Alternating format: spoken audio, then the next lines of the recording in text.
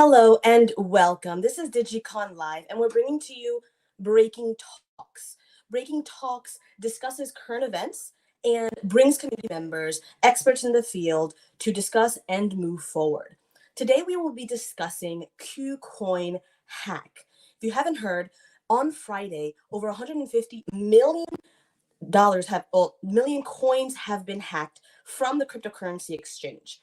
Kucoin is a cryptocurrency exchange based in Singapore. They raised about 20 million in funding, and this is actually the sixth hack that has happened this year alone. So we are very pleased to have Neal, a cybersecurity expert, and Anatoly Ressin from Parsec, a blockchain monitoring app. So within this hour, we're going to hear from Neal, and then we're going to hear from Anatoly. So just look forward to getting deep into these issues and knowing how to move forward. So I'm very, very, very pleased to present Neal.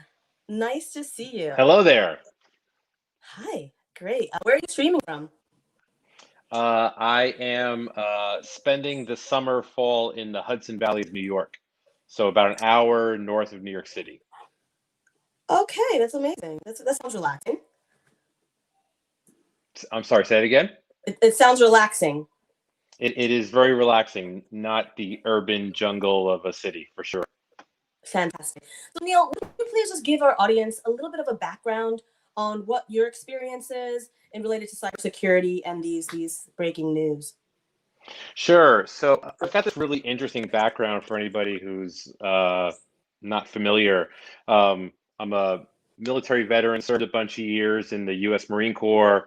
I came out of the military, started working at a hedge fund, and had one of their chief technology officers kind of took me underneath his wings, taught me a lot about infrastructure, architecture, data, and how algorithms work.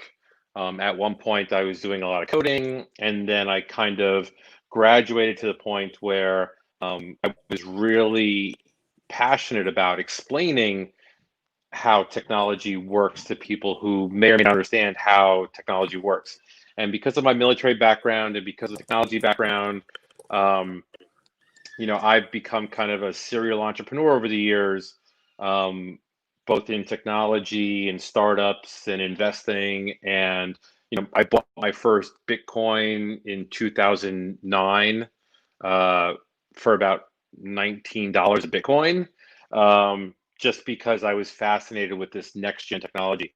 And I've always kind of prided myself on being kind of a go-to person for knowing what's going on in the next gen space. So when I say next gen, a lot of folks that of your viewers may understand this, but I've always been ahead of the curve on cryptocurrency, AI, machine learning stuff, et cetera, et cetera. And then about 4 years ago, I became fascinated about how fast technology is moving, but how slow our ability to secure all these different types of technology is moving at the same time. And now we're on the precipice of, where that intersection is. Right now, we've got big everything from JP Morgan to Goldman Sachs to every major bank on the planet to countries are now going into the world of building their own exchanges, their own general ledgers, making coin transactions happen. And now what just happened is an example of some of the things that we have to be careful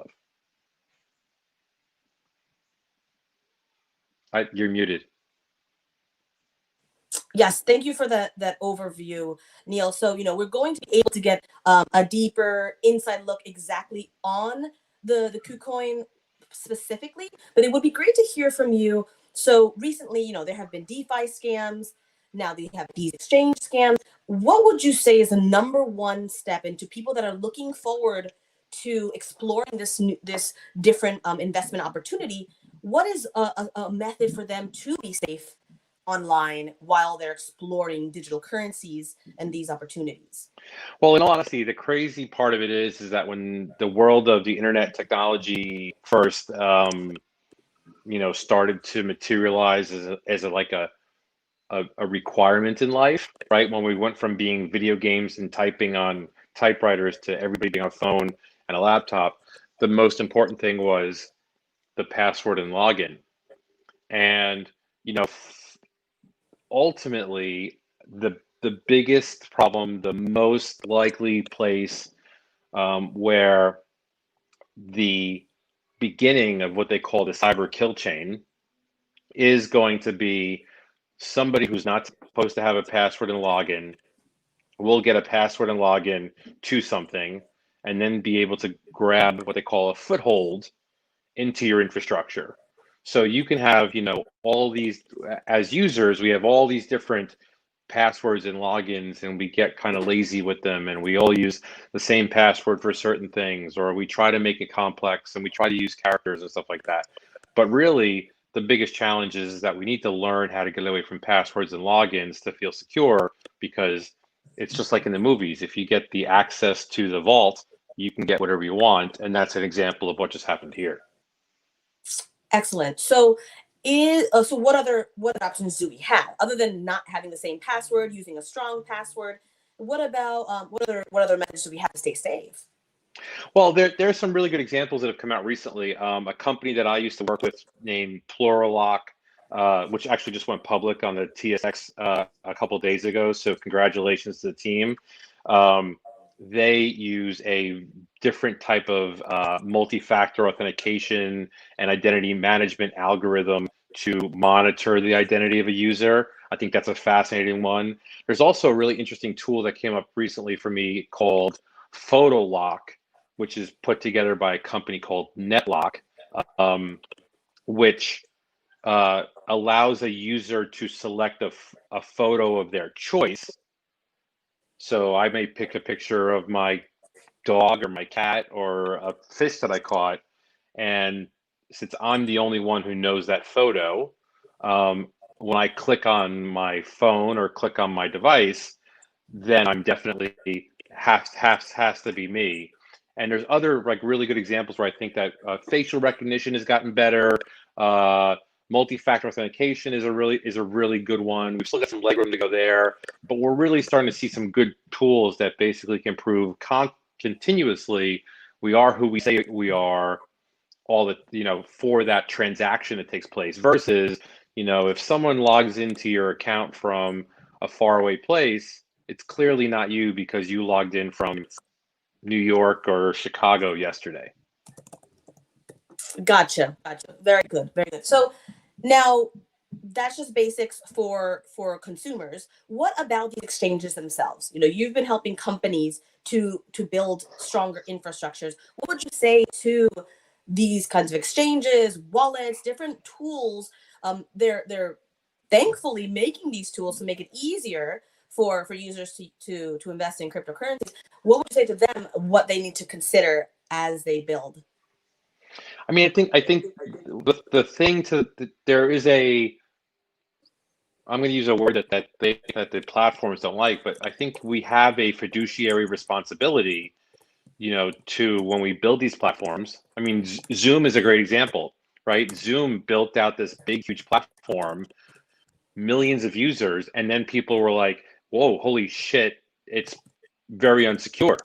And so I think that people that are building these platforms, I understand that there is a ease of customer experience versus the customer experiences, but there is a fiduciary responsibility for, if you're going to be collecting people's information, you need to have the right processes in place and infrastructure in order to maintain and make it secure. Gotcha. That makes sense. Ooh, okay. Seems like we've lost a soldier. So let us just give him some time to get back on the stream.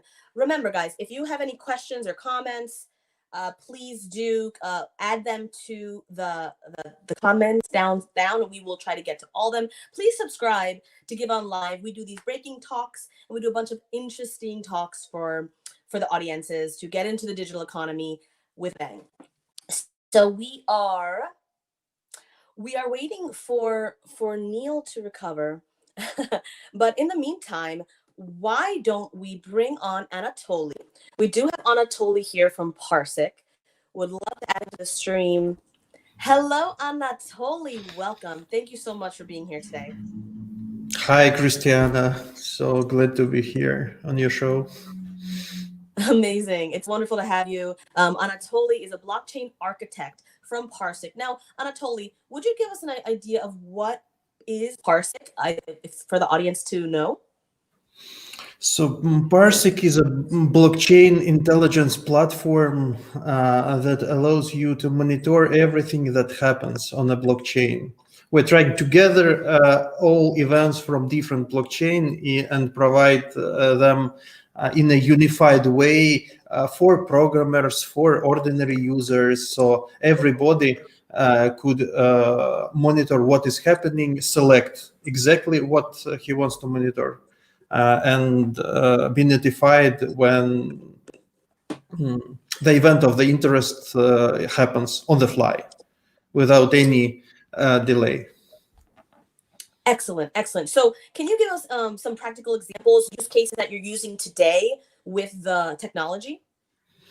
Yes, so the easiest way how to use our technology is simply to monitor your own wallets. So for example, if you have your own wallet, you can simply log into Parsec, select the easiest way how to interact with our platform is a quick monitoring wizard. Simply put your address, configure your messenger, like a Telegram or another messenger. And we immediately will start to deliver all the events that happens with your wallet to your messenger. It's the simplest possible thing. Got you. Okay, very nice. Well, let's get more into Parsec, but a little bit later in the stream. But how about now, Anatoly, can you explain to us, we had a question from Matthew. Can you explain that the method that Kucoin hacker used to obtain access and to get these funds? Mm-hmm. Okay, the exact method is now under an investigation, but what I can comment about all these things. Firstly, each exchange splits its own risk between two different levels of security. So each exchange now has two different type of wallets. One type of wallets are called their cold wallets. They are completely disconnected from the internet, and there is no chance for the hacker without the tanks or bombs physically to obtain access to these cold wallets. And the majority of most of the balances of coins, they are stored on these cold wallets. And another type of wallets are hot wallets. These wallets are needed for the exchange to serve its operations. Withdrawals, deposits, they firstly land into hot wallet. And by definition, hot wallet is something that is connected to internet. And if something is connected to internet, it by definition means that it is insecure. So okay. So and exactly hot wallet of the Kucoin was compromised. How it was compromised? It is really the question. Like we've seen what happened with the Twitter. Either it could be sophisticated attack through through social things, but I think that a lot of advanced technology was used. Wow, very interesting. Now, what is the exact role that Parsec has now stepped in to assist in the recovery of these funds? It is a very interesting question because by definition, by the definition of the blockchain, if something has moved out of your wallet, it means that you cannot recover it. Sure. And it sounds like a contradiction. So we kind of return something, but we cannot return something. That how we did this. And here is a very controversial decision that is not that could be not very well anticipated by the crypto anarchists. And this decision was already made in history. This decision was made by Vitalik, Okay. when he saved funds from the DAO. So there was an incident when one big smart contract lost a lot of money, and then Vitalik decided to stop the blockchain and revert the transaction. And it was very contradictory part in entire life of the smart contracts of the Ethereum. Right. And actually, it split Ethereum into two different chains. We have now Ethereum and the Ethereum Classic. And the Ethereum Classic is the blockchain where hack is still present. But since then, Vitalik said that never ever, I will never ever do these decisions. So it was kind of one incident. It has an ethical considerations that are very interesting. The philosophical questions about are technology for us or we are for technology. So what is the balance? But what we together with the Kucoin engineers, we implemented a complex plan, and the main idea is to for those tokens that are surged from the hack, we created another tokens completely copy of the entire tokens with entire set of balances with thousands of wallets. And so with the help of Parsec technology, we recreated, because we see everything that happens in the blockchain. We recreated these tokens with exactly the same balances that were before the hack. No, actually, it was not before the hack, because the hacker himself, his behavior is very strange, because he taken all the money from all tokens and put these tokens into one single wallet. It is a question. If I would be a hacker, I immediately spread those tokens across different addresses. Exactly. But the hacker taken all the money, and there is an address that is visible on Etherscan, and Etherscan is already labeled this address on which those tokens are sitting. They labeled this address as a Kucoin hacker. So this is a dedicated address that has his own name, and it is displayed like a Kucoin hacker. Well, that's right, Anatoly. Well, the system itself is going to show us when that gets pulled from the market, when it gets dumped, right? So exactly. And many of these tokens are still there. And are still there on the same wallet. And even very interesting thing is happening just now. Some programmers, they are creating new tokens with the curses in their names. Curses? Yes, exactly. With the bad words, with the curses, with all the things. And this is a family show. Let's not curse here. Yes, I know. So I will not pronounce those words, but okay. I would say that they now are sending these tokens to this address. So they kind of blaming this this hacker by sending them messages through tokens. So they created specially tokens for blaming this hacker, and now curses as ERC20 tokens. Wow. You know, it's gonna use the tools you have, right? That's yes, exactly. So now what we see that pretty much of the balances are still sitting on the address. Unfortunately, some of them are already moved, but not all the tokens are moved from that address, and it gives us an ability to make a snapshot of all balances until the hacker will take this money. But we as Parsec constantly monitoring what is happening with this address, and we have the latest snapshots of the state of the entire blockchain. And we could provide this information for those tokens who will decide to fork. And I would say that not everybody will anticipate this decision, and yet there is a category of tokens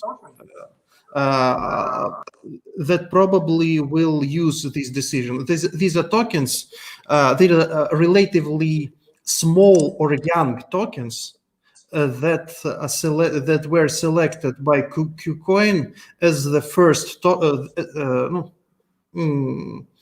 the tokens where Kucoin will be the first major exchange where they will be listed. Okay, interesting. So Mhm. can you give us some examples of, so we saw the snapshots of what you guys did. Can you just explain that? So we do have a link, guys. Anyone watching can see the snapshot link within the comments down here. Mhm. So can you explain what that was, those snapshots? So the snapshot itself is a simple CSV file, so it could be easily opened in your Excel or Google spreadsheets. Each file contains several. Some snapshots are small, some snapshots are big. It's completely dependent on how many active addresses with non-zero balances exist at the time of the snapshot. So, for example, one of our tokens that we saved were Noya tokens. And at the time of the snapshot, there were around 5,050 or 5,500 of actual addresses. And we extracted all the balances from those addresses. Unfortunately, in the Ethereum, there is no way how to obtain the entire set of the balances at given moment without replaying all the history, starting from the point way ago in history. So we, as for each contract, we're taking the moment where contract was deployed into blockchain, maybe several years ago, and then we're replaying all the history, which transactions was applied, and how money, and then we derive the current state of each address that was involved in communication. Okay. That is the way how we can do it. Understood. So wow, you guys how many projects have you done this for? You must have had a long weekend. It must have been a long weekend for you. It was a long weekend. So at the morning of Saturday, one of our friends and partners, Noya, was contacted us that there is the Kucoin hack, and can we help them to recover from it? So there is a plan to remint a new token, but it is a problem how to redo all the things and replay all the history and return all the new coins to old users. Yeah. Wow. Yes, and the CEO, he did tweet out that the team was working on recovering all the funds, that all the funds would be recovered. Now, was your team involved in that promise? How is Parsec involved in that promise? So we are. No, I don't know whether we will be directly mentioned by the Kucoin, but I believe that they somehow attribute us. No, it's up to them, but we are kind of independent project that helps another decent project that now are no, that now needs our help. So we feel our moral obligation because we have a technology that could save potentially really cool projects at their start. So this unfortunately, for example, for those coins where Kucoin were their first exchange, hacker obtained almost a quarter of their total supply. And it means that the hacker now becomes a huge whale in terms of money. And all the market manipulations like pumps, dumps, they will be conquered by him. And no market making is now possible. So he will control the price, and nobody will work with these tokens. So without such a hard fork of the token, we can consider that the project is dead now. Wow. So Anatoly and Parsec bringing these projects back to life. I really do think, Anatoly, I commend you and your team for putting the time in, because it is very noble. And I do think that represents the real heart of what this community is about, right? Collaboration, permissionless systems, like these kinds of governance, and the mission of really being collaborative and helping each other. So thank you so much for you and your team's effort. Really appreciate that. And I think the whole community is just cheering you guys along. I really appreciate it. Just want to welcome all the teams. So we are able not only, so it's a statement that we are able not only to provide you a snapshot. So we have a huge experience with smart contract deployments, optimizations of gas, and so on. So we could help you to hard work your token.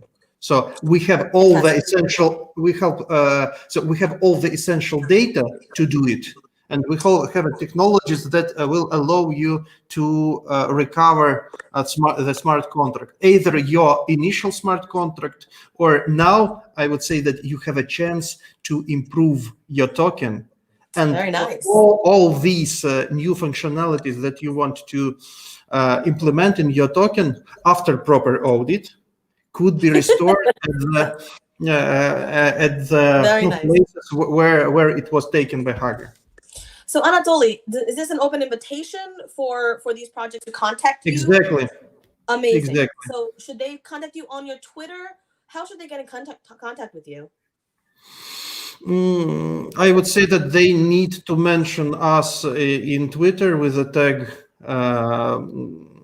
Parsec saves Kucoin hack or something like that. Parsec saves the day. I like it. Yeah. Yeah. Why not? I love it. Now we did have a question from the audience. It says, can you explain, Anatoly, how Parsec differs from oracles like Chainlink? Okay. So we are kind of dual to them. Dual means that we are working in opposite direction.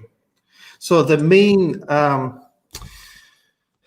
idea of the Chainlink is to grab events from the real world and put them into blockchain.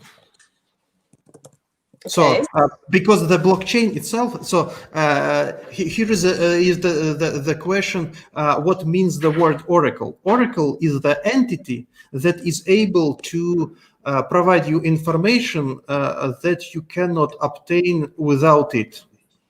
So it is something and blockchains are systems that unfortunately cannot grab information by themselves. So any smart contract is kind of blind. It doesn't see anything that happens outside the blockchain. And oracles are eyes of the blockchain that allow blockchain to consume data from the outside world.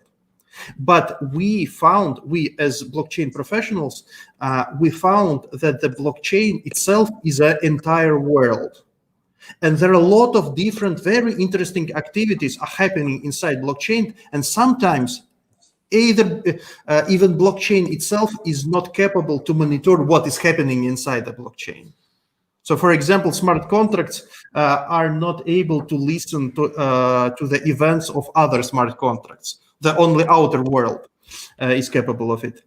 And we decided to create a system that digs into blockchain and collects the most interesting information that happens inside the blockchain. So for each blockchain, when we integrate the new blockchain, we're asking what are the most interesting events in the blockchain that are happening.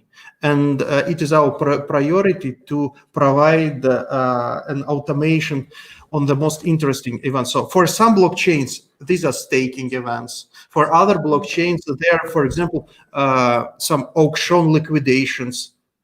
So in the Understood. DeFi. Okay, understood. Now, I guess the natural next question would be, what about chain analysis?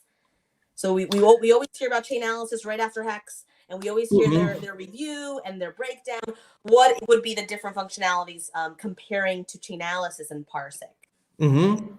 I would say that we are no. So in mathematics, we would use the word orthogonal, but in normal language, it's kind of independent. So our functionality could be combined with the functionality that is provided by Chainalysis, Bitfury Crystal, or Uppsala Security, or other providers of the security analysis. We are deep tech company, and we can equip our monitoring engine with the data that is provided by security analysts.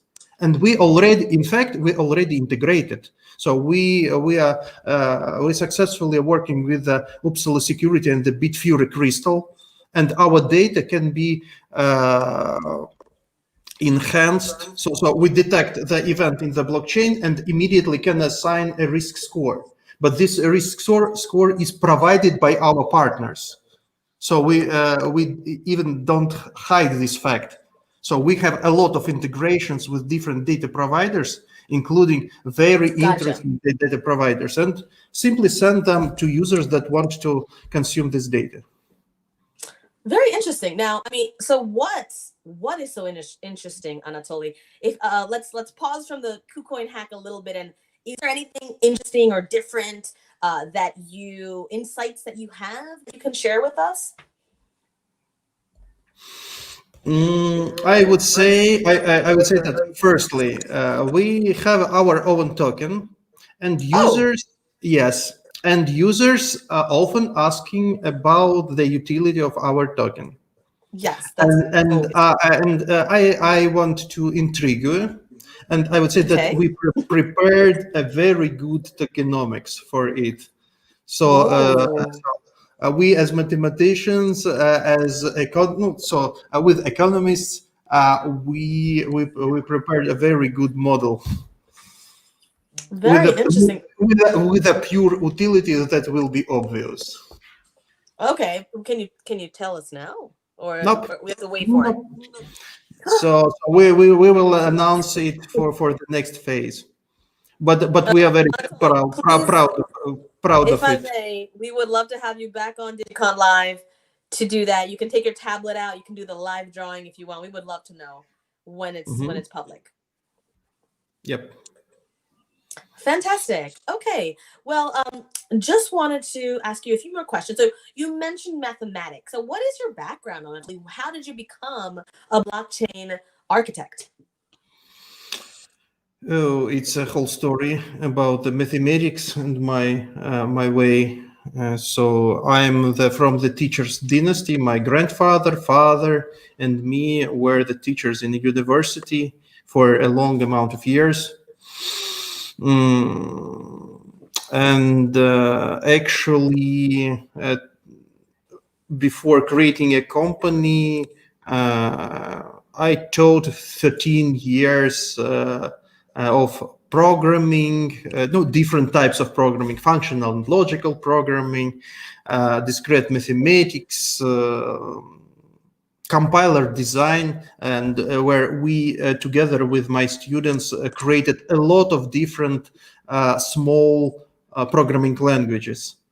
And even now in Parsec, I had a chance to create a real programming language that now is used to transform events from the blockchain and unify all the blockchain. So I would say that sometimes students asked from me, teacher, have you created, so you are good at teaching how to create a language, but did you create a language? And now I have a chance to prove my students that I'm capable of creating a language.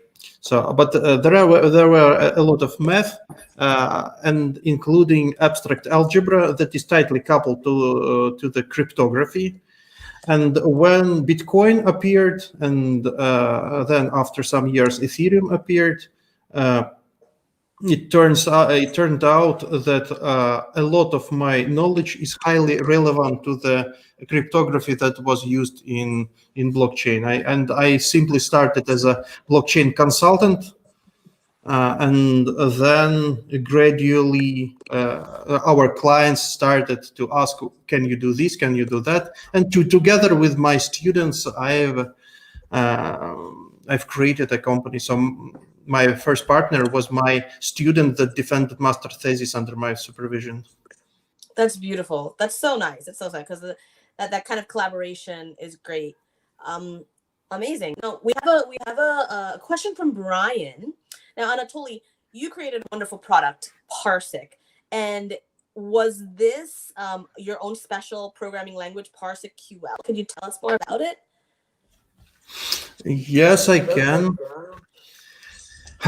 So firstly, I want to differentiate from other languages, because if you will take a very brief look to the Parsecal, you could find that it resembles an SQL language, the SQL language that is used for databases. But there is one huge difference. There is really one huge difference between a SQL and the Parsecal, because databases, they are already finite. All the data in database is already recorded. And when you write a query against the database,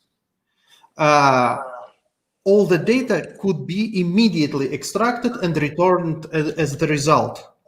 But in case of the blockchain that has infinite amount of information that is delivered time to time to you, we have another approach.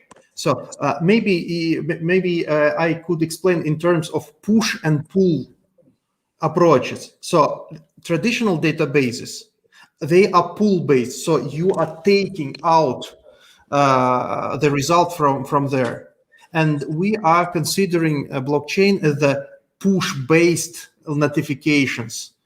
So it's a potentially infinite stream of events, and our language is intended not to query it, but to filter it, to transform it, and to apply any calculations on the fly. So, for example, Wow. if you have a stream of numbers, for example, I give you numbers 1, 2, 3, 4, 5, 6, 7. Parsecal is capable to filter this stream, and for example, I want to obtain only numbers that are odd. It means that from the stream of numbers, you will receive only 1, 3, 5, 7, and this one. Okay, so is this, so apart from using this for Parsec itself, will this be launched to be applied in different areas? I would say that our platform is rather generic, and we could listen not only to what is happening in blockchains, we are able to consume other oracles. So, for example, for us, it is easy to integrate with existing oracles, and we can integrate them in two different ways. So, firstly, we could give Parsecal users ability to consult with oracles. It is a one way how we can integrate with them. And other way is every oracle is the provider of dynamic data. And Parsicle is the ideal way how to consume dynamic data, how to consume and transform it on the fly and maybe enrich it with external information. So we have a lot of potential to integrate with a lot of data sources. And we see ourselves as an aggregator that really is blockchain oriented, but not only. I love that. That's really great. Now, just for those out there looking to potentially work with Parsec or to have collaborations, what kind of companies are you seeking collaborations and partnerships with? And what is in your roadmap for the next 6 months to a year? So, firstly, we have two different directions of evolving our product. So, first direction is evolving Parsec itself as a platform. So we are enhancing a language. So I have a new version of the language, and we are preparing a cool IDE for it, integrated development environment that I believe in a reasonable amount of time will be published. A lot of different integrations with data providers, but another way is developing services that are highly dependent on Parsec functionality. I will not disclose all those products, but we are preparing some products that will use Parsec functionality by themselves, and they're highly relevant for the market. We expect that they will succeed. Awesome. as products that are highly dependent on the Parsec functionality, but they're not the Parsec itself. But they will be included into line of the Parsec, and all the system will benefit from those products. Fantastic, amazing. We're looking forward to it, Anatoly. Now, I just want to let's get back to the Kucoin hack, and let's discuss. I think he had spoken to Cointelegraph. In the latest Cointelegraph article, they did say that he was that Johnny Liu was planning on having Kucoin up and running within a week. Do you think this is realistic? Do you think this is going to happen? What are your views on just getting it up and running and being safe?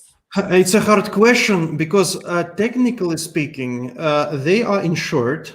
They are insured, and they can compensate all the losses, all the current losses of tokens to every customer that had, because business of the Kucoin itself is not the business of the projects of tokens. So their business is to save their customers, and their customers. So their primary customers are users who can lose money. Yes, their customers are tokens as well, but there are customers that make deposits and withdrawals and trading. They are their primary customers. And for those customers, they can deliver their promise within a week. So because they kind of insured, but the promise, but really, so Kucoin has a brilliant engineers that we were on the line for all those days with them. So we created plans how to save, how to announce, how to open the trading, how to run all the market makers, and all those things were provided by them, and they are extremely open to collaborate. But this is really a really technical challenge, especially when you decide to hard fork. That we done, because there are a lot of things that should be aligned. And it's a kind of spaceship operation. So when they contact the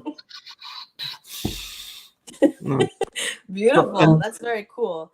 Now, Anatoly, is there, a memo or, public service announcement you would like to give other exchanges or a service that you offer so that other exchanges can be safer and avoid these types of hacks? We love that you come and save the day, but is there a way for you to provide a service for them to prevent these hacks?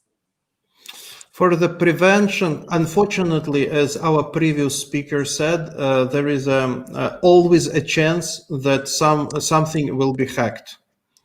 Even all those vaults, the physical vaults of cold wallets, they can be attacked physically with the physical thieves that will